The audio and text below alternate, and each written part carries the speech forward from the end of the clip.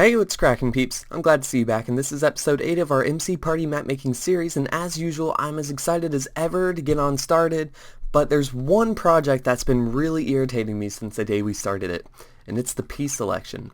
It's a really good project, it's just really lengthy to program all these command blocks, and I'd feel so much better about starting these episodes if I just got it out of the way, so the pressure was no longer on me. So what I think I'm going to go ahead and do is finish up the piece selection mechanics so I can just throw it in the bag and say, you know what, I don't need to worry about this anymore for the rest of this series. Alright, it's now been a couple hours, and as much as I hate to say it, the system is not complete yet, but I have good intentions behind why it's not complete. But what we're at right now is pretty good for the most part. So we see right here it says create a game piece, and if I am interested in creating a game piece, I'll just step on in here. You see I'm teleported in here. Also, you should see visually on the outside it now says occupied by Octavigon, and the pressure plate's gone, so no more players can get inside once this part's blocked up, of course. But yep, so then we can go ahead, choose which entity which we want. So we can scroll left and right. Let's say, for instance, I want to be a dog, okay? I can hit the confirm button, and now it's going to say please select a head. So now I'm just going to scroll left and right and choose a head. We can choose between me, purple, Tony, and then a whole bunch of other random skins that I just decided to throw in there with the magic carp at the very end. As usual, I know how much you guys love having your input added to this map. So what I'm going to go ahead and do is if you have any new ideas for what to do for different player heads to be able to put onto these mobs, you can go ahead, message me on Twitter, you can send me a picture, you can send me links, whatever you want to do. Just make sure it has the hashtag MCParty, capital M, here, I'll do it here, hashtag MCParty. There we go. And yeah, just make it look something like that, and tag me in it at Octavigon, and I should be able to see it. In last episode, I know that a lot of you guys were actually agreeing with me about how the potions in Minapalooza are a bit useless for the most part. It took too many to get them, they didn't even last that long, and you had to drink them, they just took way too much time. So what I think I'm going to go ahead and do is change it to where it only requires one redstone and one lapis for the potion, and then it's going to give you a splash potion instead. Okie doke, so let's go ahead and make sure that these work. So if I put in a lapis lazuli, yep, there we go, potion should come out. Now it's a splash potion of speed 2, and it's going to give you speed 2 for 10 seconds. The one thing that I'm concerned about though is when you splash yourself with a potion, I know it might not give you the full duration. So just let me see how long it lasts for. 8 seconds? I think that was 8. Let me check again. Yeah, that's 8. I guess it's not too bad. 8 seconds should be enough time for you to at least mine 3 or 4 of those mounds, so yeah, I guess that works out fine. And it's 8 seconds also for the haste. Alright, yep, that works. Since I'm planning on having the game piece creator complete by next episode, I might as well have the map almost finished by next episode. So I'm gonna go ahead, hardcore build for the next couple of hours, and I'll probably time lapse the whole thing. So here we go.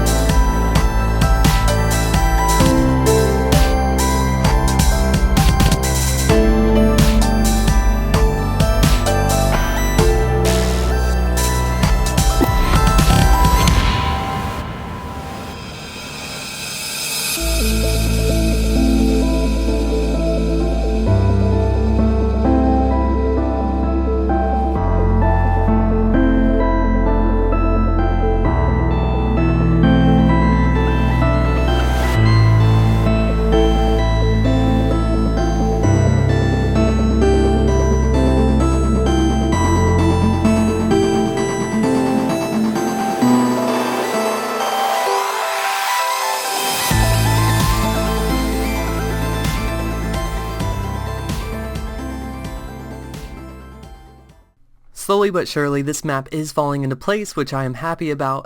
So this was actually a pretty successful building montage for the most part. I decided to lay down the blue water down here just to get a feel for what it would look like against it.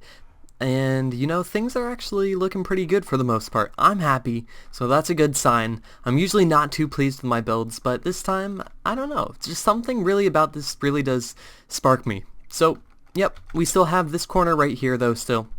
I'm planning on making it elevated, so it's at the same level as this tree, maybe a little higher, maybe a little lower, but basically what I'm going to do is make it jungle tree, kinda, like a tree house, and, yep, that should be able to get completed next episode. That's the plan at least, but that's just a little insight for what's going to happen. Wait, what was that, Undead Gamer? Did you say you wanted me to add Rainbow Rampage to MCParty? You know, that's actually a good idea. High five. Oh. Alright, now that Rainbow Rampage is in pretty much a working state, we are able to beta test it. I am here with Spider again. Yeah. And Zartat. Yeah. He's a friend of mine in real life, and we're just going to go ahead and play the game.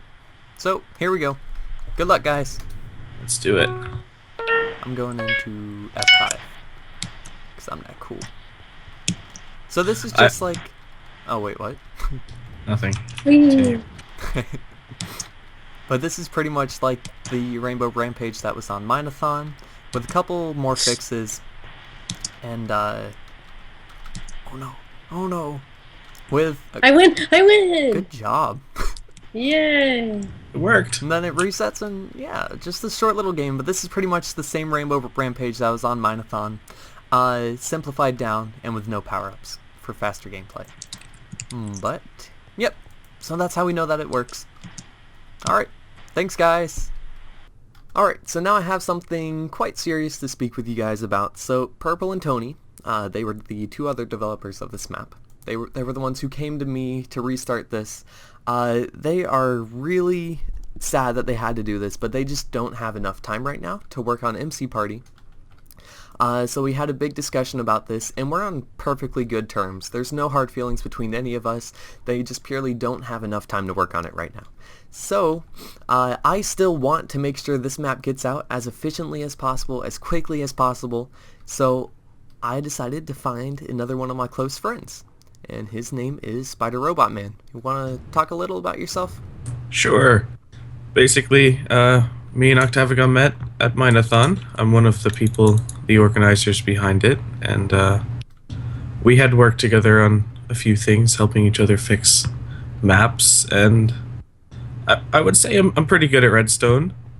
I think I could be of good help for MCParty, and it sounds like a fun project to work on. Yeah. Spider's just one of those guys where if you have a problem, he'll look at it and he'll be like, oh, well, you obviously did this wrong. It's just a simple fix. So I feel like he's going to be a really nice addition to the MCParty team. I hope so. Oh, yeah. And this is farewell to Purple and Tony for a little while. They said if they do get time again, they will actually come back and help, which we can always hope for. Yeah. Alright, let's get started. Okay.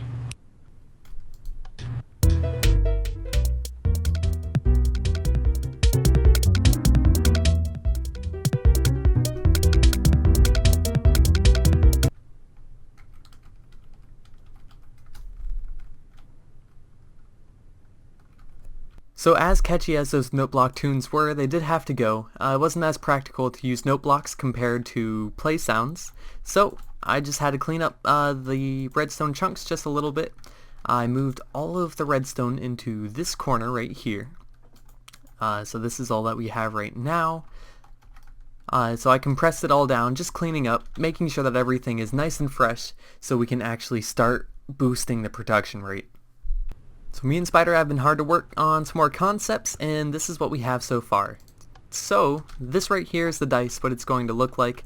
I know it's a rectangle, it's not a cube, but it only needs to be a rectangle realistically. We're only going to look at it from this angle, possibly even this angle, so I mean, this should be fine. And what this actually is it's 4 player heads that are positioned right next to each other. If we go into game mode 3, we can see that there's 4 armor stands right there. So it's 4 armor stands with custom player heads on top of them, and that's how we have it display 1, And then 2, that's all I have right now because it does take quite a time to actually make all the different numbers and everything, but yep, that's what we have. And then Spider over here is going to explain what he's been doing. So yeah, basically those dice need to be stopped when a player jumps, and right now here it executes on a player that jumps and adds motion to an armor stand to make it jump. That armor stand will be your character in the game. Yep, so you were actually jumping there. We can't see it because Yeah. of Minecraft rendering. It teleports me back down, so I can't actually jump, but the armor stand can. And we're doing that by giving the entity motion, right? Yes, motion. So we're executing on the player that's jumping to then entity data that armor stand and give it motion. Gotcha. Here, if you want to hop off, I'll hop on and I'll show them what it looks like in first person. So when you jump, you see it makes the entity jump, and it also teleports you downwards. It's a bit jerky, but you're only going to jump once. So I mean, that's just a good visual tip too, to just be sure that you did actually jump. Alright, so that's pretty much it for this episode, guys. We have gotten a lot done, and I'm very happy. So we should be finishing up a lot of the core mechanics next episode. Hopefully we could maybe getting some beta tests in? Maybe? Just a possibility. But yep, so that's it. As always, if you guys enjoyed, don't forget to hit that like button. If you want more, go ahead and subscribe. And as always, keep moving forward. Alright, well, peace.